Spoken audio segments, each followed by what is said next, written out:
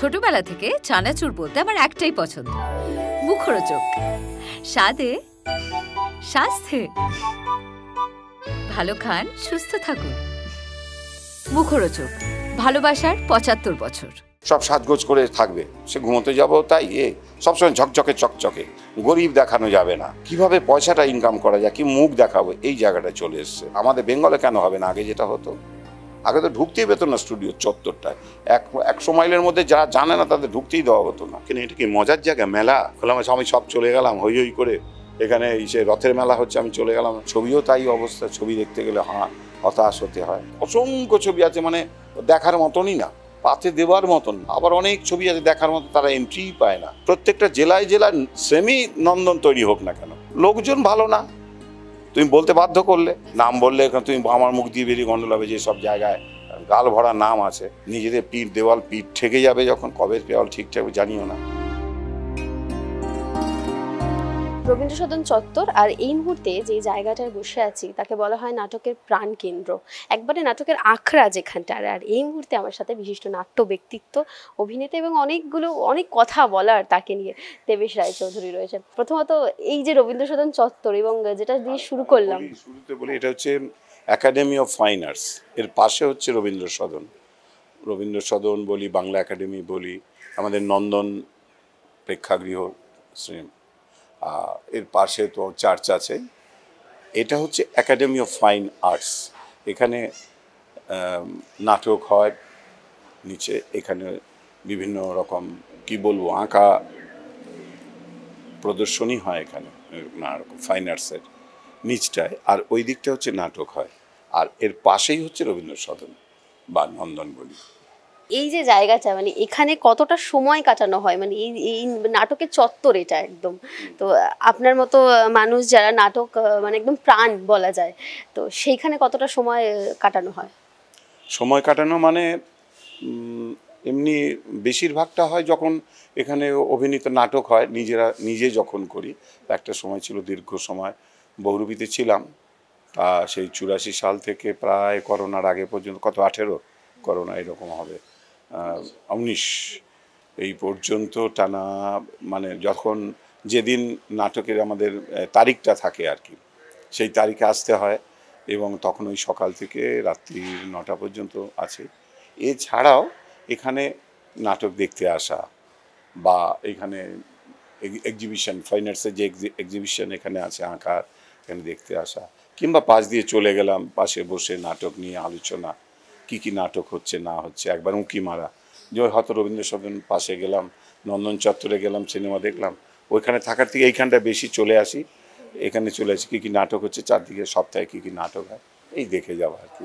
এই যে বহুরূপীতে ছিলেন কথাটা, এই ছিলেন কেন? এখন সেভাবে আর বহুরূপীর সঙ্গে যুক্ত নেই, অনেকের প্রশ্ন এইটা। হ্যাঁ, না অনেক হয়ে গেল, মাঝখানটা নেই হচ্ছে, সেটা করোনার সময় একটা সব ব্রেক হয়েছেই, আরও ওটা আভ্যন্তরীণ ব্যাপার আছে। আপাতত আমি যাচ্ছি না, এইটুকু আমি বলতে পারি।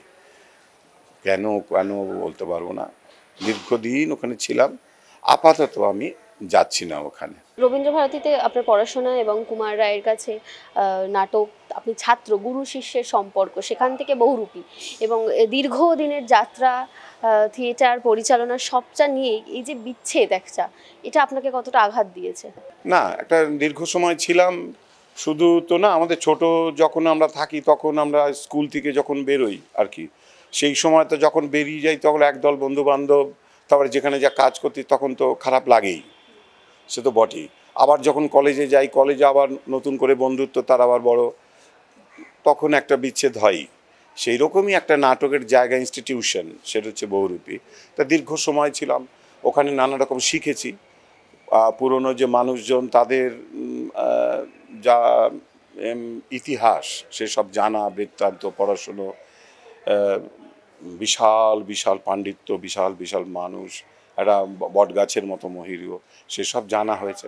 তা কোনো একটা সময় কোনো কারণে হয়তো তার একটা ব্রেক হয়, তাই সেই ব্রেকটাই হয়েছে আপাতত। আর এখন তো আমাদের সব কিছুই ভঙ্গুর, আজ আছে, এই আছে, এর সঙ্গে এইটা আছে, দুদিন পর দেখা গেল বিচ্ছেদ হয়ে গেছে। সেটা কেন হচ্ছে কী জানছে, সেটা বিশাল বিশাল গল্প, আর সেটা দেখা যাবে যে ওই একই গল্প হয়ে আসছে আজীবনকাল।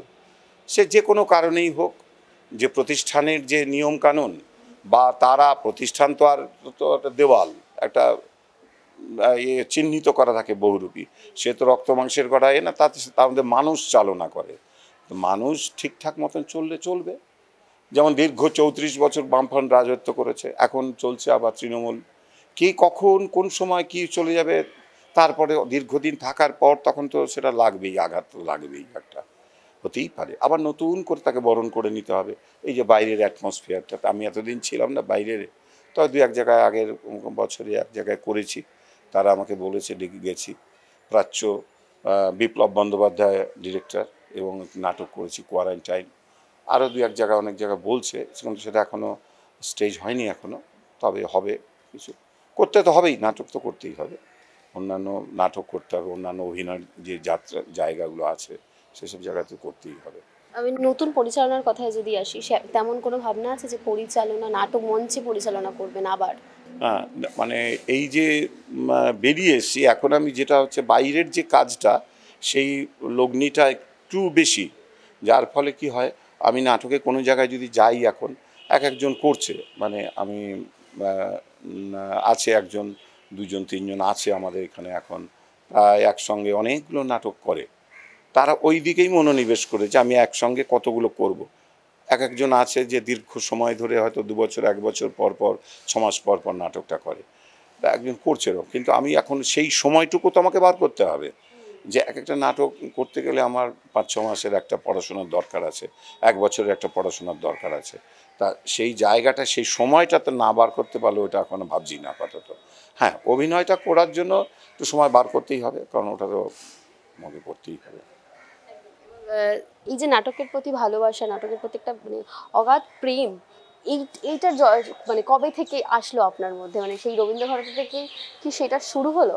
না, সেটা হচ্ছে যে আমাদের ছোট মন, যখন অল্প বয়স থাকে তখন তো নানা রকম, আমরা যখন স্কুলে পড়ি, একদম ছোট থাকি যখন, একটু জ্ঞান হয় 4-5 এই ওই, সেসব স্কুলে যদি একটু ওই কালচারাল সমস্ত সাংস্কৃতিক যে ব্যাপারগুলো আছে, নাচ গান নাটক করা, এই তিনটে তো মানে একদম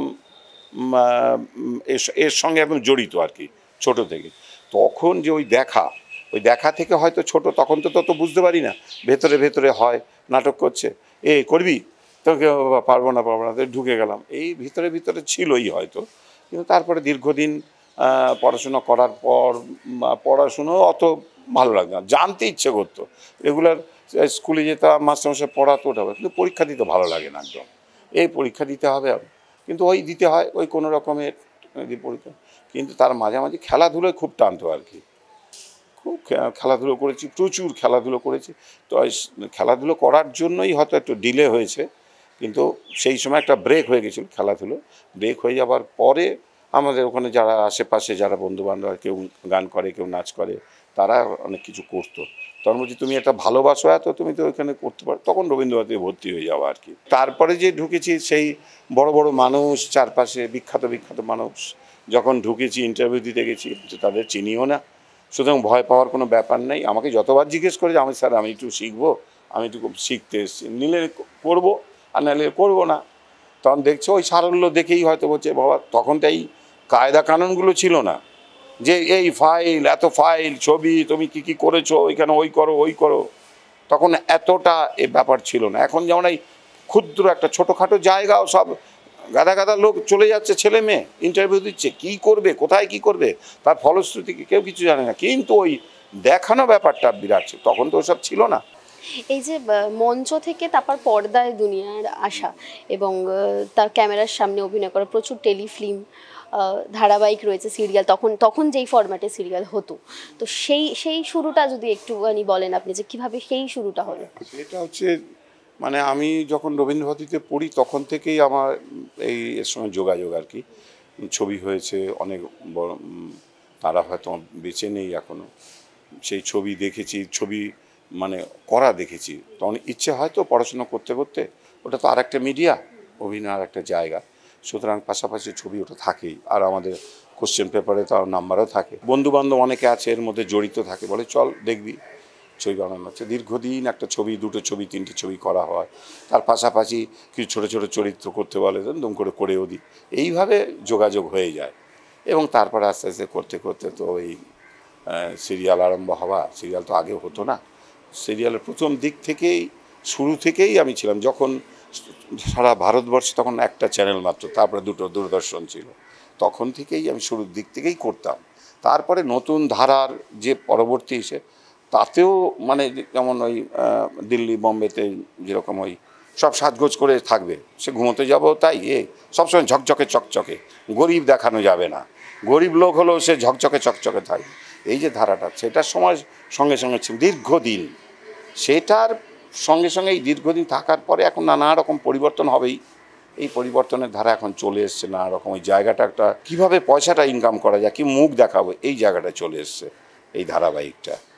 আর টেলিফিল্ম, আগে যে আমাদের নানা রকম টেলিফিল্ম থাকতো, ছোট ছোট ছোট ছোট ছোট ছোট গল্প নিয়ে এত ভ্যারিয়েশন ছিল, সেসব তো এখন উঠেই গেছে। যেটা আমাদের পশ্চিমবাংলার এই চলচ্চিত্রর আর একটা অন্য একটা রূপ, মানে এটার আগের স্টেপটাই তো এইগুলোকে অনেক উন্নত জায়গায় নিয়ে গেছিলো পশ্চিমবঙ্গ। এখন তো সেসব তো উঠেই গেছে, করেই না কেউ, পয়সাই ঢালতে চায় না। আর যে পয়সাটা ঢালা হয়, সেই পয়সাটা আমরা দেখি তো চারদিকে, ছবি দেখে বেড়াই, কোথায় কোথায় ঢালছে, তারপরে যাকে যে খুশি সে করছে। আগে আমরা ভয় পেতাম, আমি মনে আছে, আমাদের রবীন্দ্রভারতীর প্রফেসর ছিলেন রবি চট্টোপাধ্যায় ছিলেন সেটিং মানে শিল্প নির্দেশক, সে ঋত্বিক ঘটক থেকে তারপরে সত্যজিৎ রায়, তারপরে দীর্ঘদিন উনি করেছে, ওখানকার প্রফেসর ছিলেন। উনি শান্তিনিকেতন নন্দলাল বসুর 1 নম্বর ছাত্র ছিলেন। তো উনি আমাকে নিয়ে যেতেন তখন আমার মনে আছে, তখন আমি ভাবছি না আমার ভয় লাগছে, এইখানে উত্তম কুমার, এইখানে সেই ছবি বিশ্বাস, সুচিত্রা সেন, এখানে জহর রায়, এইসব বড় বড় স্টলওয়ার্ড, ভানু বন্দ্যোপাধ্যায়, এদেরকে ছবি তুলি। আমি স্যার যাবো না, তুমি আমার সঙ্গে এসো। আমাকে ট্রেনে ভিতরে নিয়ে গেছে, আমি ভয় পাচ্ছি। এখন যে কোনো ছেলে মেয়ে দুম করে ঢুকে যাচ্ছে যে কোনোভাবে। কে ঢুকছে, কারা ঢুকছে, যারা কিচ্ছু জানে না তারা ঢুকে যাচ্ছে। কোনো একটা মেলার মতন হয়ে গেছে জানো। আর তারপরে শুধু মেলা না, ওই যে ঢুকছে, যে এখন সিরিয়ালগুলো দেখা যাবে অধিকাংশ উচ্চারণ ভুলভাল করছে, কেন স্ক্যানিং ভুলভাল করছে, মানে বোঝে না। তারপর যেগুলো বানানো হচ্ছে স্ক্রিপ্ট, সেই স্ক্রিপ্টের কোনো মাথা নেই, মুন্ডু নেই, কি বলছে না বলছে। আর এই ছেলেমেয়েরা কারা, কোথার থেকে ঢুকে যাচ্ছে জানি না, আমার মাথা কিছু ঢোকে না। ছবিও তাই অবস্থা, ছবি দেখতে গেলে হতাশ হতে হয়। দীর্ঘদিন বাদে এই একটা আবার বেরিয়েছে, তাতে একটু ছোট অভিনয় করেছি, মানিক বাবুর মেঘ বলে, অভিনন্দন মুখোপাধ্যায়, বয়স 23 বছর বয়সে ওই স্ক্রিপ্ট লিখতে পারে, আমি ভাবা যায় না।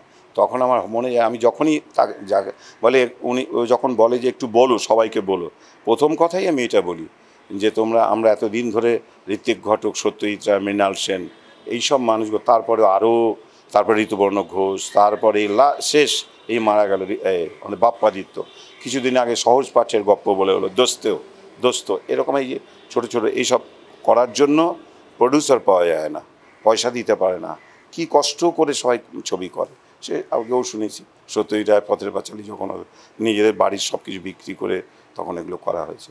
তো এখন যে এই যে ছবিটার জন্য যে পয়সা দিয়েছে, যে তাকে হ্যাটস অফ, যে প্রযোজক দিয়েছে, ভাবাই যায় না। ছবিটা সত্যি সত্যি কী ভালো, ছবিটা দেখতে দেখতে মনে পড়ে যায় তখন পুরোনো দিনের সমস্ত বড় বড় স্টলওয়ার্ডদের কাজ। এখন হয়তো দেখবে, আমার মনে হচ্ছে নতুন নতুন ছেলেমেয়েরা দল বেঁধে সবাই দেখতে যাবে, আমি এই ইচ্ছা পোষণ করি। অসাধারণ ছবি, সারা পৃথিবীতে সমাদৃত হচ্ছে, ভারতবর্ষ তো বটেই, সারা পৃথিবীতে সমাদৃত। এখন যে আমাদের নিজেদের ঘরে যদি সমাদৃত আরও ভালো, তাহলে আরও 5 জন ঝাঁপিয়ে পড়বে এটা করার জন্য। এবং সবচেয়ে বড় কথা, যে পয়সাটা দেবেন আর কি প্রযোজক, তাকে শিক্ষিত হতে হবে, সে যেখানেই হোক, আমাদের ধারাবাহিকে হোক, টেলিফিল্ম করুক, ছোট ছবি করুক, বড় ছবি করুক, ভালো ছবি করার জন্য পয়সা দিক, সে যেভাবে স্ট্রিমেই হোক, কমার্শিয়াল ছবি হোক, সেটাই ভালো করে করুক। আমাদের এত সম্ভার, এত স্ক্রিপ্ট, এত লেখক, সারা পৃথিবীতে এত নেই। সেখান থেকে এই ধরো দুখানা আমি সদ্য দেখেছি, একটা ছবি হচ্ছে লাপাতা লেডিজ, তার আগে হয়েছে 12 ফেল, কি অসাধারণ স্ক্রিপ্ট। লাপাতা লেডিজ তো ভাবা যায় না, আমাদের এখানে কলকাতারই ছেলে বোধহয়, কি গোস্বামী বোধহয়, ওই উপন্যাস থেকে নিয়ে করা হয়েছে।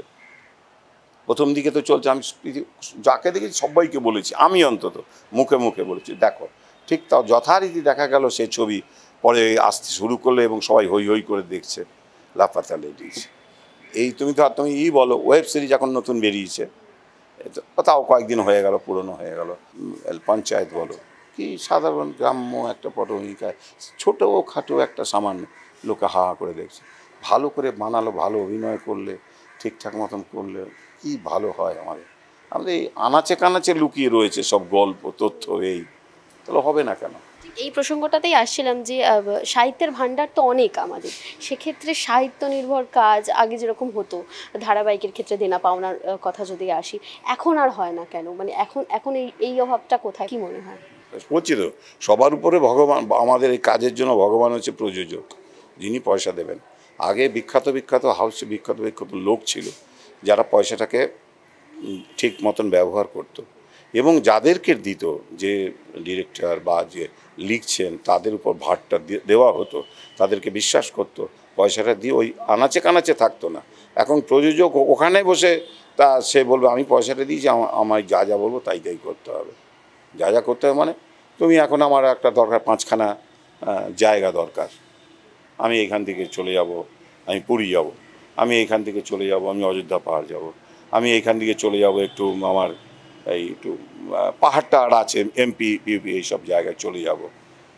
এইসব যাওয়ার জন্য যে পয়সাটা খরচ হবে, সে পয়সাটা না না না তোমরা এই জায়গাটা দেখো, এখানে একটু পাহাড়টা আছে, এখানে বাঁকুড়ায় গিয়ে করে নাও ছবির কাজটা।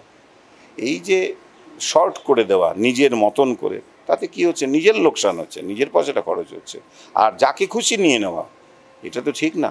আজকে তো আমরা শুনেছি, আমি জানি না এটা কত সত্য জানি না, লাপাতা লেডি যে রবি কিষণ যিনি পুলিশ ইন্সপেক্টর অভিনয় করেছিলেন, সেখানে শুনেছি, জানি না ওটা কত সত্য মিথ্যা কি জানি না। আমির খান নিজে পোষণ করেছিলেন যে আমি ওই পাঠটা করি, কিন্তু তাতে কিরণ রাও বলেছিল ডিরেক্টর, ঠিক আছে তুমি দাও, দিয়ে দুজনেই অডিশন দিয়ে দেখা যাচ্ছে, তখন আমির খান নিজেই বলেছেন না না রবি কিষণ করুক।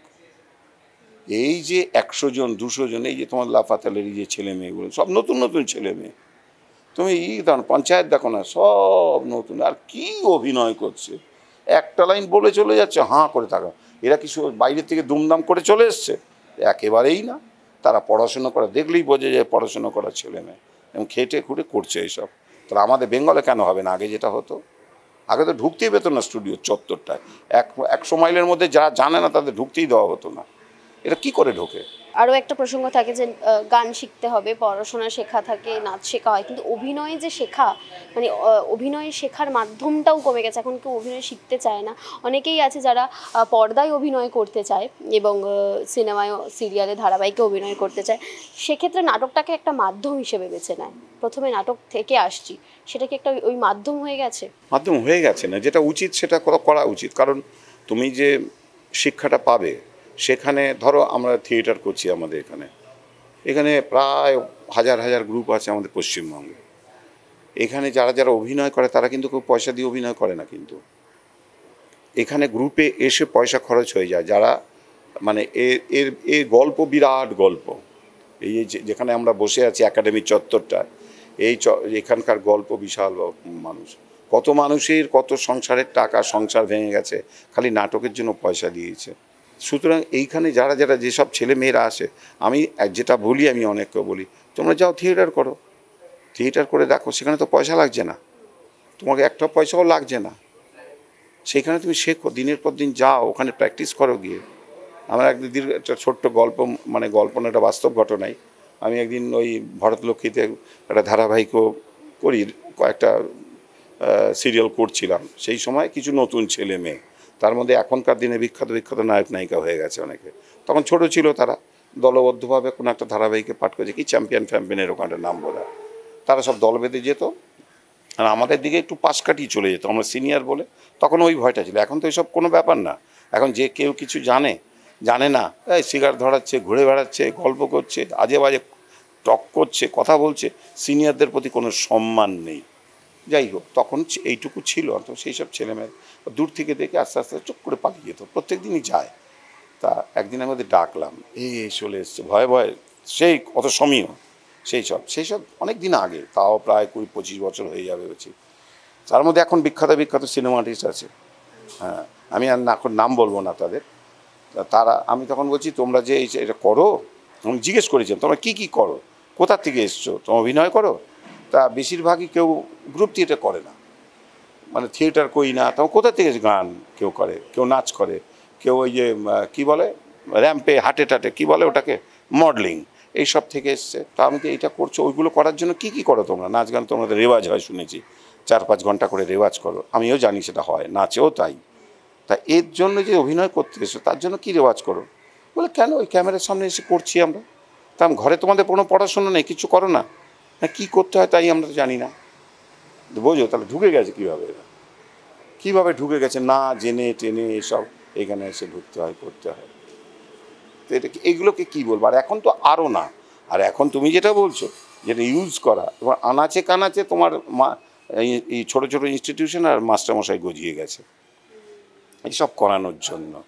এবং তাদের সঙ্গে ওই চ্যানেলগুলো সব যোগাযোগ আছে, তাদের কাছ থেকে পয়সা করে নিচ্ছে, এই নিচ্ছে ওই নিচ্ছে, চ্যানেলে মুখ দেখিয়ে দিই, তার জন্য পয়সা করে।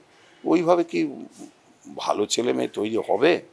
আর এখন যা অবস্থা তাতে সব দিকটাই খারাপ। তাহলে প্রযোজক যারা চ্যানেলে এইসব করছে তারা কি করে পয়সা পাচ্ছে আমি জানি না। দুদিন পর পর এখন শুনি বন্ধও হয়ে যায়। আগে একটা সময় ছিলাম যে 6 মাস, 1 বছর, 2 বছর, 3 বছর, 4 বছর হচ্ছে, 5 বছর হচ্ছে। আরও ভেতরে যেসব জায়গাগুলো আছে আমি এখন আপাতত করি না, করতে বলে, তখন হচ্ছে তোমরা যেগুলো কথা বলো আমার কথা তো শুনতে হবে, আমি তো অনেক পুরনো। যখন তোমাদের ধারাবাহিক শুরু হয় তখন থেকে আমি আছি, যেমন আরও সব আছে বিখ্যাত বড় বড় যারা না, সব্যসাচী থেকে আরম্ভ করে যে বলো দীপঙ্কর দিয়ে আরম্ভ করে সবাই তো করেছে, দীর্ঘ সিনেমা যারা করেছে তারাও করেছে। তো সুতরাং তারা যেমন আছে আমিও প্রথম থেকে আছি। তো এটা কীভাবে হবে? ঢুকে দেখি যে সেই সব নিয়মকানুনের বিন্দুমাত্র কিছু নেই, স্ক্রিপ্ট আসে না ঠিক সময় মতন। তারপরে পার্টিকুলার কয়েকজনের উপর এখন দেখি, আর আগে থাকতো অনেক থাকতো, এরা করলো ঠিক আছে, তাই পরের চ্যাপ্টার আসছে, কিন্তু এখন দেখি 4-5 জনের মধ্যেই ফিক্স হয়ে রয়ে গেছে। এই পলিটিক্স না করেও পলিটিক্স কথা বলে যায়, তার মানে এরা পলিটিক্যাল দলের একদম ধারক বাহক বলে এরা রয়ে গেছে এখন। এই যে কাজের ধরন বা এই যে পুরো বিষয়টা যে পরিবর্তন হয়েছে, সেই কারণেই কি কিছুটা কমার্শিয়াল সিনেমা, যে সিনেমা আপনি বহু হিট কমার্শিয়াল সিনেমা করেছেন, কমার্শিয়াল বা ধারাবাহিক থেকে আপনি কিছুটা দূরে রয়েছেন? আমি দূরে রইনি, কারণ আমাকে তো ভাবতে হবে আমি এই ব্যাপার আছে, তোমাদের সিম্পল কতগুলো ব্যাপার আছে। আমি যে যাবো, তুমি আমাকে 8টার সময় নিয়ে গিয়ে বলে 8টা থেকে রাত্রির 8টা পর্যন্ত হবে কি 10টা, যতটা টাইম আছে যাই হোক, আমি তো কাজ করতেই যাচ্ছি, তুমি আমাকে কাজ করাও। আমি গিয়ে বসে রইলাম, আমি গিয়ে দেখলাম একদিন দুদিন হয় আলাদা কথা, আমার আজকে কাজ নাও থাকতে হয়তো ছোট্ট একটু কাজ, ঠিক আছে, তা তুমি আমাকে 8টার সময় ডেকে নিয়ে যাবে কেন? তোমরা বড় বড় সিনিয়র যারা পরিচালক আছে তাদের কেন? আমি নিজে জানি কত গল্প আছে, কখনো আমাদের ডাকতেন না। এবং তার জন্য আশেপাশে যারা সহকারী তাদের বকেছে, কেন এই ছেলেটিকে নিয়ে এসছো এত আগে? তার জন্য আরও বড় বড় গল্প হয়, মানে ইন্টারভিউ শেষই হবে না, সব ইন্টারেস্টিং ব্যাপার। আজকালকার দিনে ও শেয়ার করে কি হবে? শেয়ার করলেই তো মুশকিল। তাদেরকে মাথার উপর রেখে এরা কাজ করে, নামটা ছবিটাকে রেখে কাজ করে, তাদের নাম বলে। আমার মনে আছে তপন সিংহ অত বড় পরিচালক, ভারতবর্ষের সেরা পরিচালক মধ্যে একজন, ওনার যত ছবি হিট আছে কোনো পরিচালকের অত ছবি হিট নেই। সেই মানুষটা আমাকে একটা কাজ করবার জন্য ডেকেছে। এইবার আমাকে যে কল দিয়েছে আমাকে, সে আমাকে সকালে রেখেছে, সকালবেলা ধরো 8টা-9টার সময় কল দিতে আমি চলে গেছি। আমাদের নিয়মকানুন, আমরা থিয়েটার করি, আমাদের নিয়ম অনুযায়ী আমরা চলে গেছি। এবার গিয়ে ওনাকে গিয়ে প্রণাম করেছি। প্রণাম করার পরে তারপর আমি ঠিক আছে বাবা, ভালো আছো? আমি হ্যাঁ স্যার ভালো আছি।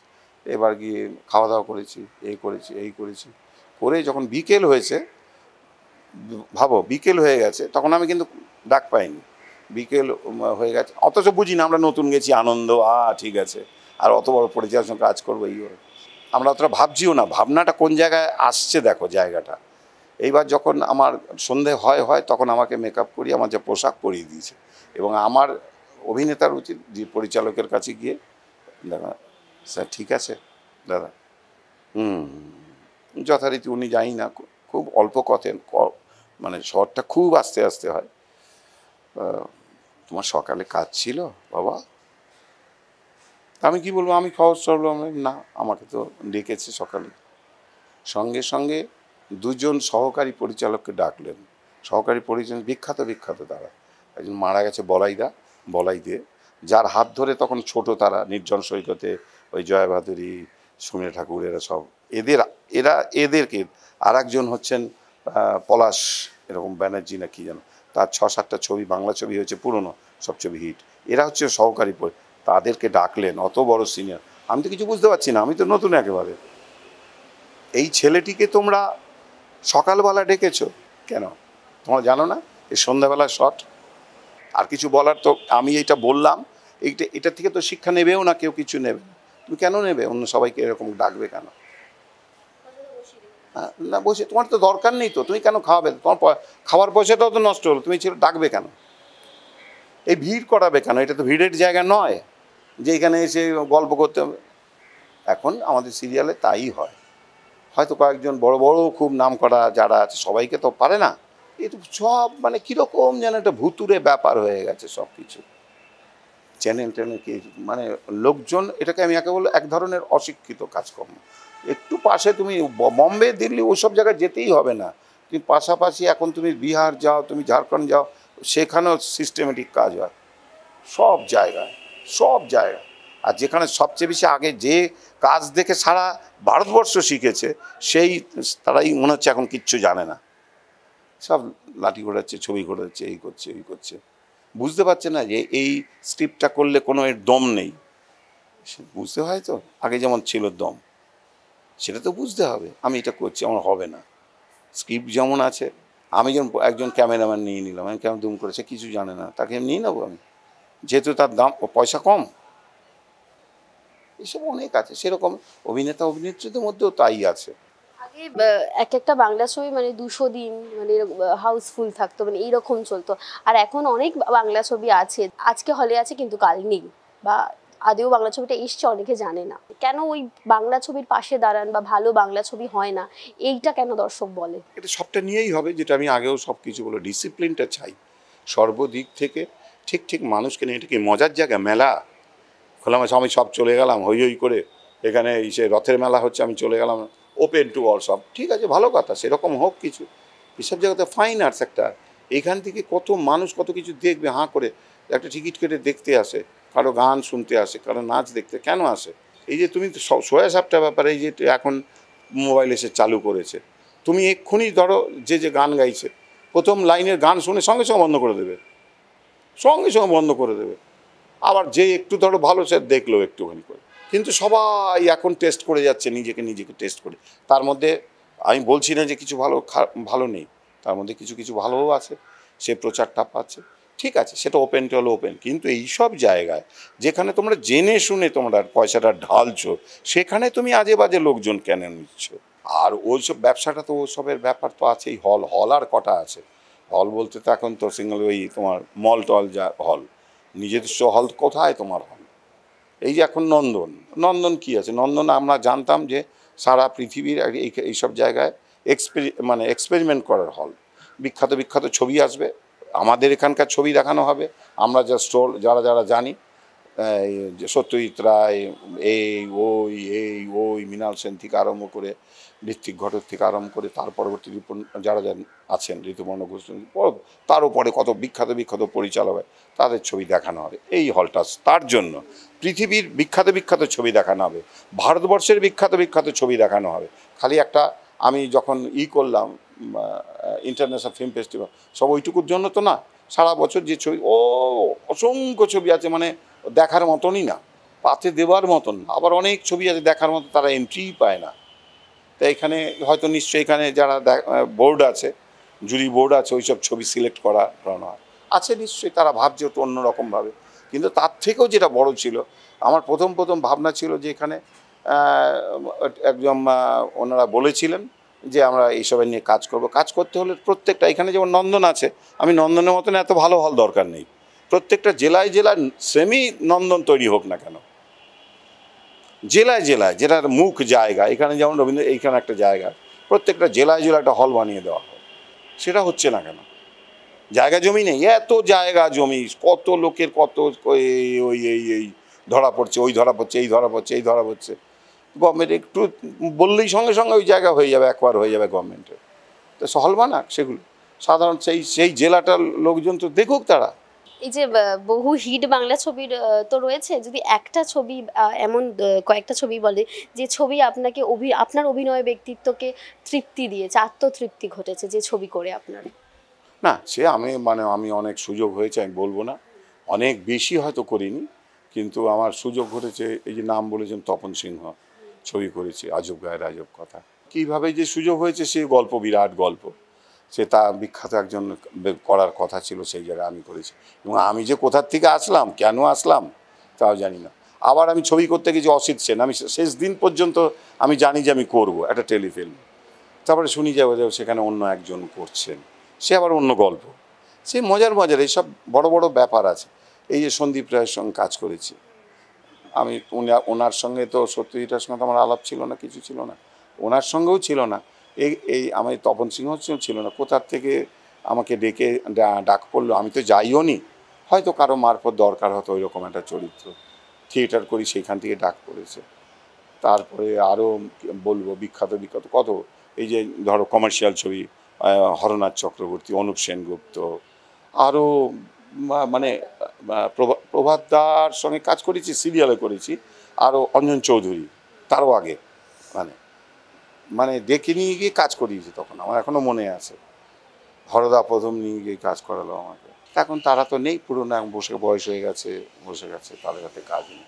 সেই সুযোগগুলো আমার হয়েছে, বিখ্যাত মেন স্ট্রিমে যারা আছেন আর কি, আরও ভালো বিখ্যাত আছে, সবাই কাজ করেছে। অনেক সুযোগ হয়েছিল, হয়ে ওঠেনি সময়ের জন্য, ঋতুপর্ণ ঘোষের সঙ্গে হয়ে ওঠেনি, অপর্ণার সঙ্গে একটু কাজ করেছি, এরকম হয়েছে, সুযোগ ঘটেছে সবার সঙ্গে। বেশিরভাগ কমার্শিয়াল ছবির ক্ষেত্রে আপনার যে চরিত্রগুলো থাকতো, মানে দাপুটে একটা চরিত্র, নেগেটিভ, মানে যে সে অর্থে আমরা ভিলেন বলি বা চরিত্র, বা হরনাথ চক্রবর্তীর বিশেষত যেখানে বুম্বাদা হিরো রয়েছে, তো অনেক কটা ছবিতেই আপনার এইরকম ধরনের সেই দাপটে প্রভাবশালী একটা চরিত্র ছিল। কোথাও গিয়ে মানে সেই চরিত্রগুলো আপনাকে ট্রিগার করেছিল বা হিট হয়ে গেছিলো বলেই পরপর, নাকি কোথাও সেই টাইপ কাস্টিংয়ের বিষয়টা আসে? হ্যাঁ, এই কমার্শিয়াল ছবিতে ওটা একটা ধারা আছে, যে যেটা করবে সে সেটাই। কমার্শিয়াল ছবিটা তুমি যদি বাবা করে ফেলো একটা ভালো, তুমি যদি বাবা করো তুমি কিন্তু বাবাই, তুমি সেটার নাম বললে তুমি এক্ষুনি তুমি ধরে ফেলবে। অনুপম খের, তার বয়স কত কম, কিন্তু ও হচ্ছে সবার বাবা, নায়িকার বাবা, সবসময় হয়তো দেবে বাবা। তারপরে আস্তে আস্তে যেহেতু অত পাওয়ারফুল দেখে কত ভিলেন খল চরিত্রে চলে গেলেন, এইরকম ব্যাপার আছে। মানে তুমি যেখানে তোমার ছবিটা একবার ছাপা হয়ে গেল আর লোকে একবার নিয়ে নিল, ব্যাস তুমি ব্যাস হয়ে গেল, ও হবেই, ওটা কিছু করার নেই তোমার। এবার তুমি অন্যান্য যে ছবি করেছি সেখানে তো সেরকম নেই, ধরুন আমি সেটা অন্য ধরনের চরিত্র একদম, সেদিকে আমার একটা ভাগ্যই বলতে পারো যে আমি এতগুলো চরিত্র করতে পারছি, এটাও ভালো। আমি অনেক কিছু করিনি, তাও অনেক কিছু পেয়েছি, অনেক কিছু করছি, আরও হয়তো ভবিষ্যতে করব, সময়টা পাল্টালে, যদি আমাদের জায়গাটা যদি আর একটু বেটার জায়গা হয় না, আমরা ছবিগুলো আমরা মন দেবো, একটু ভালো করে করব, তখন যারা ভালো মানুষ কাজ করছে, ভালো অ্যাক্টর অ্যাক্ট্রেস, তারা সুযোগ পাবেই, তাদের ডাকতে বাধ্য হবে। একটা আছে না বাইরের সব জায়গায় সেটা, কিন্তু আমাদের এখানে সেটা নয়। এটা কেন বুঝতে পারছে না, সেটা হচ্ছে মুশকিল। আপনাকে যারা জানে এবং চেনে তারা জানে আপনার অভিনয় ব্যক্তিত্ব, আপনার অভিনয়ের দাপট এবং কিভাবে অভিনয়ের এই যাত্রা বা থিয়েটার, কিন্তু সে অর্থে বলতে গেলে যদি অভিনেতা দেবেশ রায়চৌধুরীর কথায় আসি, সঠিক মূল্যায়ন পেয়েছেন? আপনার কি মনে হয়? আমি ওসব দিকে একদম ভাবি না, কারণ মূল্যায়নটা কি আজকালকার দিনে যে বলছে এই করছে, আমার মানে যারা যেসব মানুষ ধরুন এই কমার্শিয়াল যে এই জায়গাটা আছে, এখানে যারা অভিনয় করেন না করেন, এখনও যারা সিনিয়র আছেন সবাই ডেকে সেই ভালোবাসার একটা ব্যাপার আছেই, আমি কখনো এটা বলবো না, এবং কখনো তারা অস্বীকার করে না। তাদের আচার ব্যবহারে আমাকে হাজারবার বলে, তা আমি তো সব মধ্যে যাই না, আমাকে বলে এই করেছো ওই করেছো আমি এটা বলবেন না আমাকে, আপনারা কত সিনিয়র। আমি মনে করি আগেকার দিনে যে মানুষের যে ভালোবাসাটা একটা পরিবারের মধ্যে যেরকম ব্যাপার থাকে, এখন তো পরিবারেও সেই ব্যাপারটা নেই, উঠে গেছে। বাবা মাকেও মানে না, কাকেও কেউ মানে না, ছেলেমেয়েরা ওই কার সঙ্গে যে কী সম্পর্ক, কার সঙ্গে কীরকমভাবে কথা বলতে হয়, ব্যবহার করে, সেই জিনিসটাই পশ্চিমবঙ্গ থেকে উঠে গেছে, সোজা সাপটা কথা আমার কাছে। তা সুতরাং এই সব জায়গায় আরও বেশি এখন যদি আমি নতুন যেই ধারাবাহিক কাজ করি, সেখানে অনেক নতুন ছেলে মেয়ে দেখতে পাবো, সেই অভিজ্ঞতাটা আমার এখনও হয়নি, কারণ আমাকে বলেছে অনেকবার, কিন্তু করা হয়ে ওঠেনি। করলে আমি বুঝতে পারবো তারা কীরকম করছে। আগে যেমন আমার এখনও মনে আছে, নাম বলবো না, অনেকে বড় বড় মানে এরা নায়িকা নায়ক সামনে বসে পায়ের নিচে বলছে আমি যতক্ষণ না বলবো ততক্ষণ ছাড়বেই না, এরকমও ছিল। সে শুধু আমি বলে না, যারা যারা সিনিয়র আছে তাদেরকে ধরতো। আর আমি একটু সবার সঙ্গে মেলামেশা বেশি করতাম বলে আমার উপর আবদারটা বেশি, এইটা কি ওটা কি এটা কি। এখন তো কোনো ছেলের মধ্যে কি সবাই সব জানে, সব জানে মানে কি, তাদের তো আর দরকার নেই। যারা নিয়ে এসছে তারা তাদের কাজ করবে। তারা ভুল ভাল বলছে, উচ্চারণ ভুল করছে, তাই সেটা দেখাবার কেউ নেই। ভুল ভাল কনস্ট্রাকশন ভুল, হাঁটতে জানে না, তাকাতে জানে না, চলতে জানে না, বলতে জানে না। হ্যাঁ, কিছু ছেলে মেয়ে নিশ্চয়ই ভালো আছে, নাহলে একটু ভালো না থাকলে কি হয়। হয়তো এটা ঠিক হয়ে যাবে, নিজেদের দেওয়াল পিঠ ঠেকে যাবে যখন, কবে দেওয়াল ঠিকঠাক জানিও না। আপনাকে সহজে কোথাও পাওয়া যায় না, যদি কোনো গ্যাদারিং এর কথা বলি বা কোনো ছবির মহড়া হয় সেখানে, এত প্রচার বিমুখ কেন? প্রচার বিমুখ করে কি, আমার তো দরকার নেই তো কিছু। ও যেটুকু জানবে, ধরো তুমি, আমি কথার কথা বলছি, তুমি আমার পাড়ায় থাকো, তোমার কোনো একটা বাড়ির তুমি বউ হয়ে এসেছো, আমাদের বৌদি, আমাদের ছোট্ট বৌদি, কিংবা তুমি আরও ছোট, আমি তোমাকে বললাম বাহ সবার সঙ্গে মিশুকে কি সুন্দর রান্না করে, ওই স্মেলটা ছড়িয়ে পড়বে চারদিকে, সবাই এসে দেখবে বলছে এ বৌদি এটা খাবো, দিদি ওইটা খাবো, বন্টি আমাকে এইটা খাওয়া। তো তোমার যদি থাকে কিছু, ও ঠিকই দেখবে। তবে আজকালকার দিনে প্রচারের ব্যাপার আছে, ঠিক বলেছো ওটা, কিন্তু ওটা তো করে আসিনি তো, আর ওটা নতুন করে করতে পারবো না। কমার্শিয়াল ছবিতে সেভাবে যদি আপনার ডাক আসে বা অফার নিশ্চয়ই আপনার কাছে থাকে, তো সেক্ষেত্রে কি কিছুটা মুখ ফিরিয়ে নিয়েছেন? তেমন ছবি বা তেমন চরিত্র না হলে আর ওই ধারার ছবিতে ফিরবেন না? না, ছবিতে ফিরবো না কেন, স্ক্রিপ্ট ভালো হলেই ভালো, চরিত্র ভালো হলেও নিশ্চয়ই। আর আমি তো বলিও তো, আমি এখনও অনেক সময় বলি, কিন্তু এখন তো কমার্শিয়াল ছবি বলতে সেই অর্থে তো কোনো জায়গায় হয় না। সেই অর্থে এখন আমাদের ভারতবর্ষের মধ্যে এখন তো সাউথেই হয়, এখন করে চলেছে। তারা নানা রকমভাবে কমার্শিয়াল ছবিটাকে অন্য রকমভাবে ইউজ করে। আমরা কমার্শিয়াল ছবি বলতে যেগুলো বুঝি, মার দাঙ্গা একরকম গল্প, এই ওটা থেকে সরে এসে তো কমার্শিয়াল ছবি যে ছবি চলবে, যার মধ্যে রসদ আছে অনেক কিছু, কিন্তু সেটাকেও তো ঠিক মতন এইমাত্র বললাম রান্নার কথা, রান্নাটা তো ভালো হতে হবে। এখনকার পরিচালকের মধ্যে কার কাজ আপনার ভালো লেগেছে সাম্প্রতিক সময়? সেরকমভাবে না, এখন ছবি আমার চলছে কোথায় আর। তুমি আমাকে বাংলা ছবি বলো যে এইটা চলছে ছবি, আমার এই ছবিটা চলছে, কয়েকটা ছবি এখন নতুন নতুন অনেকে উঠছে, করছে, অন্যরকমভাবে করুক, একটু কিছু চলুক কয়েকদিন, তখন এর পরের বারে যখন তুমি জিজ্ঞেস করবে বলবো, ভালো হলে বলবো। একটা ছবি তুমি বলো যে এটা আমি এই ছবিটা চলছে, ওই করে।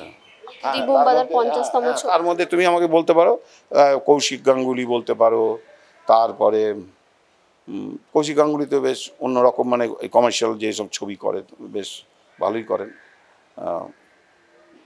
আর কে বলবো, আমাদের ওই যে নাটক করেন, ও আমাদের অভিনয় করেন, একসঙ্গে গানও করেন। না, অনির্বাণ তো নতুন নতুন ও করছে, কটা ছবি করলো, বল্লভপুরের উপর একটা ছবি করেছে, এখন ভালোই হয়েছে। আবার ওয়েব সিরিজও ভালো পরিচালনা, নিজেও ভালো অভিনয় করেন, তো ভালোই নতুনদের মধ্যে। পুরনোদের মধ্যে মানে আমাদের ওই অঞ্জন দত্ত ভালো ভালো ছবি করেছে। সৃজিত মুখোপাধ্যায় এর কিছু ছবি ভালো চলে, কিন্তু ওই যে সর্বোপরি বললাম তো, এখন স্ক্রিপ্ট ওই জায়গাটা ওদের উপর ছাড়তে হবে কিছু। ছাড়া যদি বলি যে নাটক সিনেমা ছাড়া আপনার ব্যক্তিগত জীবনটার কথা যদি একটু বলি, সেইখানটাতে কিভাবে সময় কাটান, মানে এই সব কিছু থেকে যদি একটু অন্তরালে গিয়ে বলেন। না, আমার তো সকালবেলা আরম্ভ হয়, কি আছে, কোথায় যাব আজকে, এই দিকটাই বেশিরভাগ জায়গায় চলে আসি। আগে খেলার মাঠে যেতাম, এখন অনেক দিন খেলার মাঠের দিকে যাই না। সেদিন বললো ইস্টবেঙ্গল মনে খেলা, আমি যে দেখো এই সবেমাত্র ইউরো কাপ দেখলাম, কোপা আমেরিকা মানে আমাদের দেখতে দেওয়া হয়নি, কেন যে হয়নি জানি না। এটা একটু সামান্য দেখলেই আমরা কোপা আমেরিকাটা দেখতে পারতাম। খেলাধুলোর খুবই আছে, রাত জেগে জেগে যে খেলা দেখেছি, যেমন আছে মাঠে গিয়ে আগে খেলা দেখতাম। এখন ইস্টবেঙ্গল মোহনবাগান এই দুদিন পর পর যে প্লেয়ার নিয়ে আসছে, তাদের হাত পা ভাঙা, তারা অসুস্থ, তারা অন্য জায়গা থেকে অন্য একটা, যাদের ধরো পজিশন হচ্ছে 30তম জায়গা, আমাদের জায়গা হচ্ছে 100-এর উপরে আমাদের পজিশন, সেইখানে 30তম জায়গা থেকে একটা জায়গা থেকে সেই দেশ থেকে কেন প্লেয়ার এখানে আসবে আমাকে বলে দাও তো। তার মানে তো সে তো ছাট, মানে হয়তো চোট ফোট আছে, তাকে ওখান থেকে বাদ দিয়ে দেওয়া হয়েছে।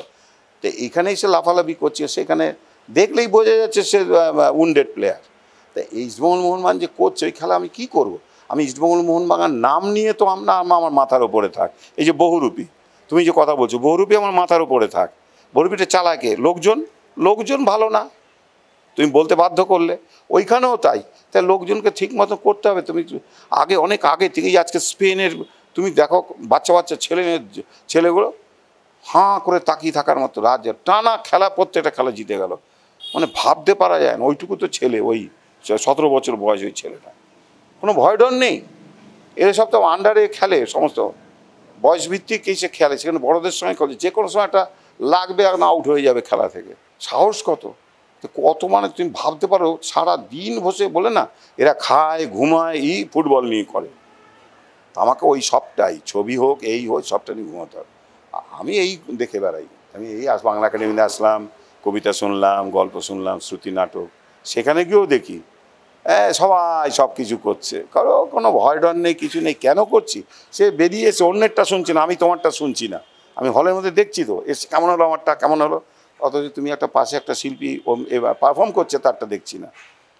আমি কতবার বলেছি এদেরকে, আমি দূরে বসে বসে, আমাকে এসে দূর থেকে দেখতে পেয়েছি, আপনি আসুন সামনে আসুন স্টেজে একটু বলুন। আমি না আমি তো দর্শক হিসেবে এসেছি, আমি এখানে বসে থাকি, আমি কেন ওখানে যাব? আর আমি তো টোটালটা দেখতে পাচ্ছি, সবটা নিয়েই কিন্তু পারফরমেন্স হয়, হাঁটা চলা বলা এই ওই সবটা নিয়েই। কিন্তু সবকিছু নিয়েই আপনার ব্যক্তিগত জীবনটাও যাপন, এছাড়া আর আলাদা কিছু? আলাদা কি, আবার কি আছে? খাই দাই কী করবো? তুমি খাবার তুমি তো উঠেই গেছে বলতে গেলে, ভালো খাবার তুমি একটা ভাগে কানে, তুমি আগে পাড়ার মধ্যে তুমি যাচ্ছে এর দোকানে ঘুগনি ভালো, ওর দোকানে আলুর দম ভালো, তুমি যে জিজ্ঞেসই করলে যে এইখানে আজকে এইখানে খাবো ওইখানে খাবো, সেই খাবার দাবার তো উঠে গেছে।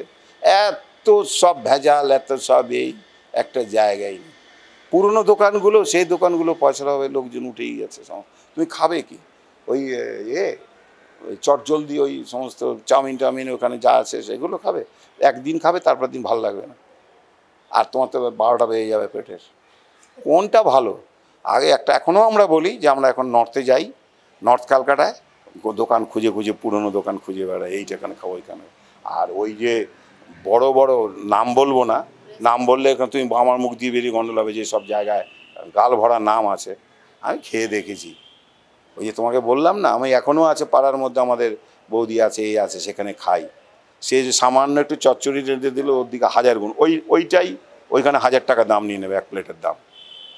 তাহলে তুমি কি বলবে আমাকে? তুমি এই সব দেখা, সব ঘুরে ফিরে সবই দেখি, এখনও দেখি, চলে যাই। এই যে একাই তো ঘুরে বেড়ান, মানে একা ঘুরে বেড়ানো না, এই যে তুমি আসলে তোমার সঙ্গে গল্প হয়ে গেল, এখানে গিয়ে পেয়ে যাবো আমি 1000 জনকে, যেখানে যাবো সেখানে পেয়ে যাবো, ফুটবল মাঠে গিয়ে আমি পেয়ে যাবো অনেক মানুষ। এই একা সঙ্গী তুমি পাবে না, সেটা আগেও পাবে না, 1 2 জন আগে ছিল, সেই সময় হয়তো থাকতো, এখন তো তুমি কাউকে সঙ্গে পাবে না। তবু একাকিত্বটা কখনো বোঝেন না? একাকিত্ব আবার কি? একাকিত্ব তোমাকে প্রথম তোমার মনে হবে এইটা বেরিয়ে গেলাম, এই নাটক করছে, এখান থেকে বেরিয়ে গেলাম, এতজনের সঙ্গে এটা পাঠ করছি, আবার 2 দিন পর তোমার বললাম না মনটা খারাপ, হ্যাঁ ঠিক আছে করলাম না, 2 দিন পরে আবার করে যাবো। আশেপাশে আরও ভালো অনেক মানুষ আছে, এইটা করো ওইটা করো এইটা করো বলেও, কিন্তু আমাকে তো বেছে করতে হবে, দেখে যেতে হবে। ওইখানে আমি যখন ধারাবাহিকে ঢুকতে যাবো, তো আমাদেরও কতগুলো তো সে আছে, তোমার স্ক্রিপ্টটা দেখা, তোমার স্ক্রিপ্টটা কি আমাকে শোনাও, আমার কি কি কাজ আছে, কতদিনের কাজ আছে, আমি কখন যাব, তোমার নিয়মটা কি, আমি কখন বেরোবো, তারপরে তুমি রাত্রির হয়ে গেলে তোমাকে পৌঁছে দেবে কি না, কোন পর্যন্ত পৌঁছে দেবে, আমি রাস্তার উপর ছেড়ে দিলাম, রাত্রিরে কোথায় যাব?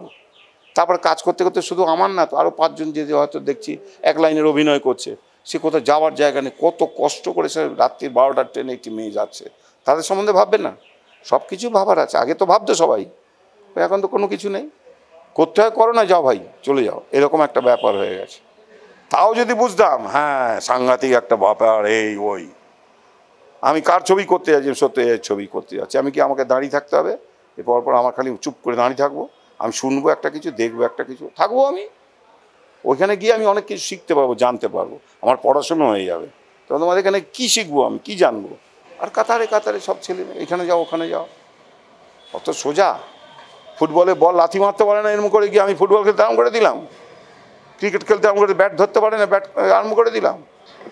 বাকি জীবনের যাপনটা তাহলে এইভাবেই কাটবে। এবং যদি একটু পরিবার বলি, সে অর্থে পরিবারে কে কে আছে? পরিবার আছে বাড়িতে, ওই ভাই আছে 2 ভাই, সেই অর্থে ভাই বাড়িতে যে পুরনো যে বাড়িতে আছি সেই বাড়িতে আছে, ভাইরা আছে, তারা তাদের মতন থাকে, কারণ ওরা তো স্ট্রিমে নয়, ওদের নর্মাল জীবনযাপন করে। একদমই ভালো থাকবেন। এবং শেষে মানে আপনাকে নিয়ে অনেক জানার থাকে, যেহেতু আমি প্রথমেই বললাম যে আপনি এত প্রচার বিমুখ, কোথাও কোনো ডকুমেন্ট পাওয়া যায় না যে কি মানে আপনাকে নিয়ে। তো কি বলবেন শেষে? এবং এই একটা সবকিছু নিয়ে একটা টালমাটাল পরিস্থিতি রয়েছে যেটা আপনি বলছেন। আমি যতটা পারলাম বললাম, মানে আমাদের উচিত আরো অনেক অনেক কিছু, কিন্তু আমি তো সব বলতে পারি না, সুন্দর করে বলতে পারবো না। আর কি হলে ভালো হবে, হয়তো যারা মাথায় বসে আছেন বিভিন্ন দিকের, যে বলো তুমি রাজনীতি বলো, তুমি অর্থনৈতিক দিক বলো, যে কোনো পারিবারিক এই ওই এই খেলাধুলো নাচ গান এই বিভিন্ন রকম যারা মাথায় বসে আছেন, তারা নিশ্চয়ই ভাবছেন এরমভাবে চলবে না, যাতে আরও ভালো করে চলে তারা ভাববেন, তারা আরও ই করবেন।